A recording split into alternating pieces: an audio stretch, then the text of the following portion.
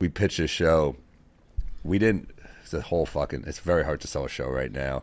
We pitched a show. We had fucking Sandler's company producing. Mm-hmm. I love the show. We're not going to give up on it, but we completely struck out everywhere. Really? Even with Sandler's backing? It's tough, man. It's tough out there to make a show. But my thought is, like, it's not. The show's not going to die if you don't let it die. Thank God they're not letting it die. So they're still going to. They're getting us to write a pilot still. They're going to fund that.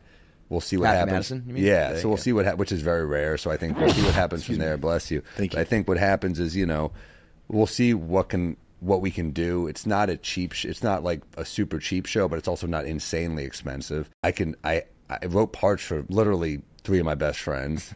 Well, dude, Stavros, Rachel, and Gary Veter. Rachel Feinstein, Gary Veter, and then I need a big actor to play my biological dad because he is like a big part of the show, and I need like a real fucking. Like, I want it to be like, I basically wrote him to be like a version of Orson Welles, like a pretentious asshole who like peaked early in life and then just fucked up and kept fucking up and walked out in the family and now wants to be a part of my life.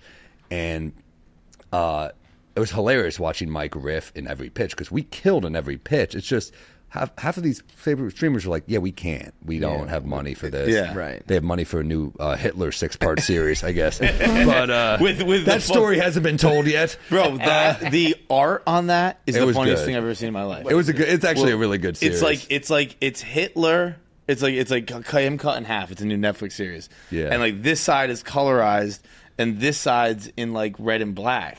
And it's the kind two of sides of Hitler. like here's the other like the other like which one's the evil one? Like they're all we were aware that Hitler had an evil side. Neither. Yeah. He was I want to do a joke about I was watching with my friend and one of them was like, who should play Hitler in a movie is Kevin Spacey. And he's like, he'd be great. And my other friend was like, yeah, but he's canceled. And I was like, he can't play Hitler? That's that fucking would be funny, like there, an right? agent being like, you're canceled, dude. There's only one role you can play. Go do all the Hitler movies. Back, right? But yeah, but look at what happened with Tires. Well, to me, I think that's a great example. But also, this is how fucked up the business is Shane financed that show. Yeah. And Shane's playing arenas. I mean, Shane is as hot a comic right now as there is. And he still had to self-finance it. Yeah, that's crazy. And I think they also wanted his special, so it was like a package deal. So, but that's how hard it is for a comic to make a show right now. I just don't think they're making that many comedies. I wrote a movie with Mark Norman we're trying to How is sell. that possible, though? Because when you come on the internet, it's every podcast. That's probably why, because they're like, it's hard to compete them. with. I think the fact that we all have ended up making a good living at this has also hurt us on that other end. Yeah. It's like people on their phones watching clips. They're watching TikTok. These companies, these streamers are competing with social media. Because we used to watch a movie before bed. They're watching TikTok. I feel like Tires would have been like the case study for them to be like, these people watch these guys all the time and watch the clips, and then they went and watched the show. I think that's why Happy Madison's sticking with us. Yeah, because because they saw what happened with Tires, and they were with Tires originally. Oh wow! And then because of the strike, they went their own way because they couldn't be a part of a show during the strike, right? I think, or something like that. But they were like, shit, we don't want to lose another show we like. And I really do love this show, so I hope. I mean, there's so many fucking funny parts of this show, but.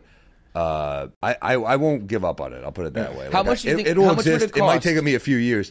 Like, how much does it cost to fund a season of a show like that? Depends who I could get to play my dad. A lot of that would be there, but and it's a New York show, so there's not gonna be a ton of exterior shots, but it's not gonna be like super cheap. Okay, so let's say you like taking out this actor that a dream actor, whatever he would cost. Like, how much are you spending for like a first season? I'm not I think Shane said what? $1 million. I think Shane took out $1 million. Yeah, but Shane had the great idea to do everything. I mean, look, it's on location, basically a workplace comedy. Right. So, just one spot the whole time. That helped them there. Yeah. Look, it could be done cheaply. I mean, a lot of it's at a bar. I mean, it is like a lot of us living at a bar, basically. But yeah, I mean, I'm not a producer. I don't know that stuff. I'm the one trying to create the world. But yeah, every once in a while, like Norman and I wrote a movie, and we have producers for that now, and they're like, if we have to cut this scene, we'll make it cheap. Like, we wrote a scene on a yacht, and they're like, let's see if we can. We just thought it was funny.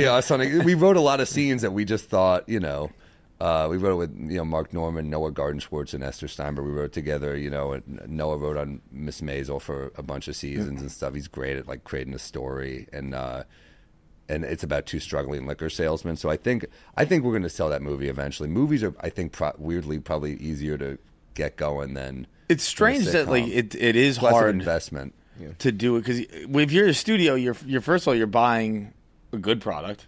Yeah. That as long as you like it, you're buying a good product. It's like you're buying an audience. Like you're talking about the popularity of clips and podcasts and stuff like that. So it stands to reason that at least 70% of your listeners are going to watch the movie, more than that. So you're buying the audience. You know what's crazy is it's totally true.